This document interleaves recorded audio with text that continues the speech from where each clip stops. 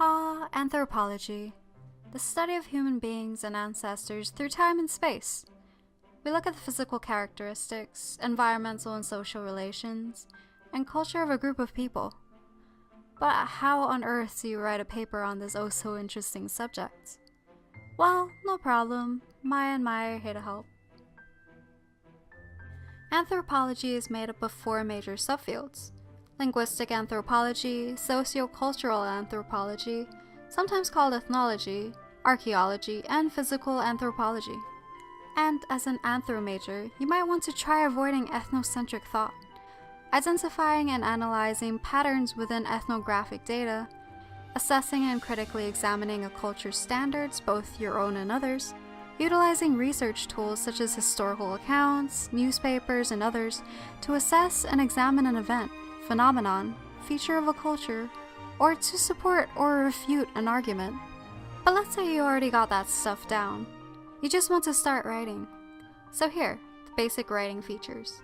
But please note that there are so many types of anthropological papers that the criteria for each one may differ. These are only general tips, however they may not apply to all of the types of papers you may be required to write. Regardless, tip number 1, make an outline. While everyone has their own method of approaching writing, outlines typically help with organizing thoughts and ideas in order to align a great way to compel and convince. Ultimately, it's up to you, however, outlining has helped many and it may help you as well. Tip number 2, be aware that you can use first-person pronouns. Since anthropology writes on studies and theories on humans and cultures and groups and such, using I can definitely be helpful in clarifying whose opinion is what. Writing has no rules, my friend. However, be thoughtful in how effective you're using your pronouns, so you don't confuse your readers. So go ahead, you may use I. Tip number 3, be consistent with verb tense. Alongside this, we also recommend that you use an active voice. Like, hey, Maya's narrating this awesome video on anthropological writing. Instead of, this awesome video on anthropological writing is narrated by Maya. Tip number 4, have a good mix of sentence structures, like simple, compound, complex, and compound complex. Having a good variation of structures in your writing creates a better flow and sounds pleasant to read aloud to an audience, instead of distracting. And tip 5, welcome metaphors and other figures of speech. Aim to write beautifully to engage your audience and create a better feel for the experiences you went through or thoughts you've had. Just remember to clarify the use of each figure of speech. And tip 6, directly quote from your own ethnographic data or field notes.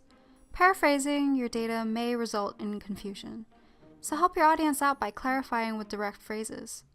But paraphrase or summarize information gathered from scholarly journals and academic texts. Again, it is a tip, however be wise about info from sources to make sure it does not overpower your writing. And the final tip, when in doubt about your first or second draft, feedback helps, especially from your professor and peers with constructive criticism at hand. As for the types of papers you may be handling as an undergraduate, keep in mind that you may go through more than what is covered in this video. Regardless, we'll still cover some.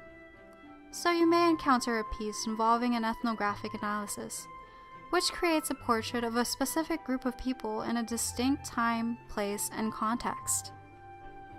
General tips for writing this?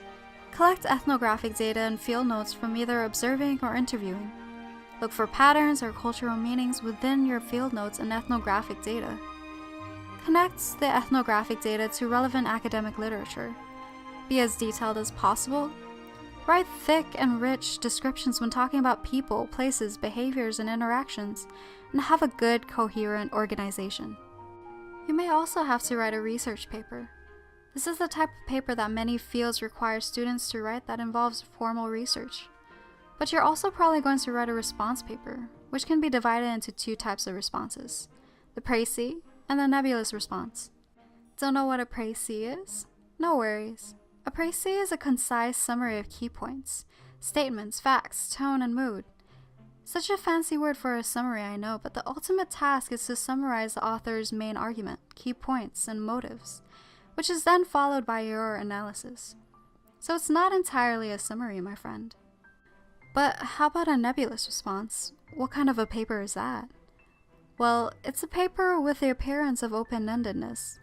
If your professor gave you a topic to write about with no clear issue or problem, it's your job to find one to write about.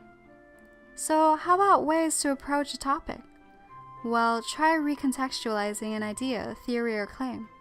Also try testing the points of another writer or theorist's argument or text. You can also create an argument against or for a theory by providing evidence, or assess different theories, methodologies, texts, and others and compare them to each other. Or lastly, try entering a scholarly debate with your own opinions. As for the citation formats for the different papers you'll be writing, please refer to the description box for citation formats, and possibly your professor for his or her preferred format. And that concludes this video. We hope you found something useful. Don't forget to like and subscribe. Happy writing!